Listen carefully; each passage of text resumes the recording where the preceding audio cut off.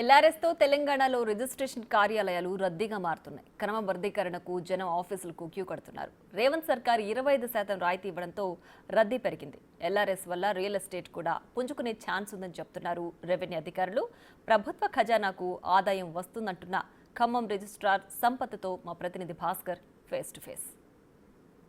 గత ప్రభుత్వ హయాంలో ఎల్ఆర్ఎస్ స్కీము అందుబాటులో లేకపోవడంతో చాలా వరకు కూడా రియల్ ఎస్టేట్ వ్యాపారులు కావచ్చు, కొనుగోలుదారులు కూడా చాలా వరకు కూడా వేదన పడుతున్న నేపథ్యం అయితే ఉంది.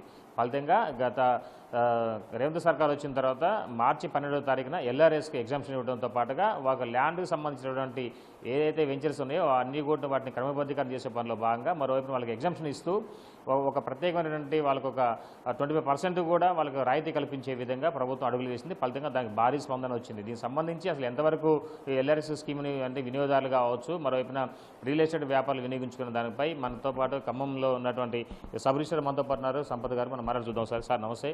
ఇప్పటివరకు ఖమ్మంలో చూసుకుంటే మాత్రం ఎంతవరకు రిజిస్ట్రేషన్ జరిగింది ఎల్ఆర్ఎస్ స్కీమ్ కింద? ఎల్ఆర్ఎస్ స్కీమ్ కింద ఇప్పటివరకు మన ఆర్ఓ కార్యాలయంలో 65 డాక్యుమెంట్లు రిజిస్ట్రేషన్ జరిగింది.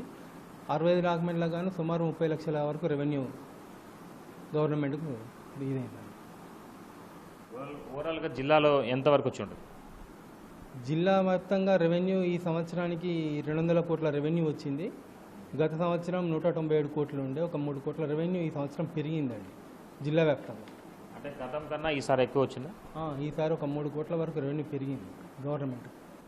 సో మొత్తంగా చూసుకోవచ్చు. దీనికి సంబంధించి చాలా వరకు కూడా మార్చి 12వ తారీఖున ఈ యొక్క ఎల్ఆర్ఎస్ సంబంధించినటువంటి దానికి సంబంధించి సడలింపు ఇచ్చింది గవర్నమెంట్. మరోవైపు చూసుకుంటే మాత్రం దీనికి చాలా వరకు కూడా అంటే వరుసగా 2 రోజులు సెలవు దినాలు రావడంతో, ఒకటి ఉగాది, మరోవైపు రంజాన్ రావడంతో కూడా అంటే ప్రజల్లో మాత్రం ఇంకా ఈరోజు సెలవు దినాలు ఉన్నట్టుగా పరిగణిస్తున్నారు. కానీ వాస్తవం వర్కింగ్ డే ఉన్నా కానీ ప్రజల్లో మాత్రం దీనిపై కాస్త అంటే ఈ యొక్క ఎల్ఆర్ఎస్కి సంబంధించింది ఈరోజు లాస్ట్ డేట్ అనేది పూర్తిసారి తెలియకపోవడం కూడా మరి కాస్త దీనికి అంటే స్తబ్దతకు కొద్ది కారణంగా తెలుస్తున్న నేపథ్యం అయితే ఉంది. మొత్తానికైతే మాత్రం ఎల్ఆర్ఎస్ స్కీమ్కి సంబంధించి ప్రభుత్వం అనుకున్న దానికన్నా ఖమ్మం జిల్లా నుంచి సుమారు కోట్లాది రూపాయలు రెవెన్యూ రావడంతో కూడా ఒకవైపున సబ్ రిజిస్ట్రార్ శాఖ కూడా ఆనందం వ్యక్తం చేసిన నేపథ్యం అయితే ఉంది. ఇది ఈ కొంత తాజా పరిస్థితి. సంపత్తో భాస్కర్, బిగ్ టీవీ.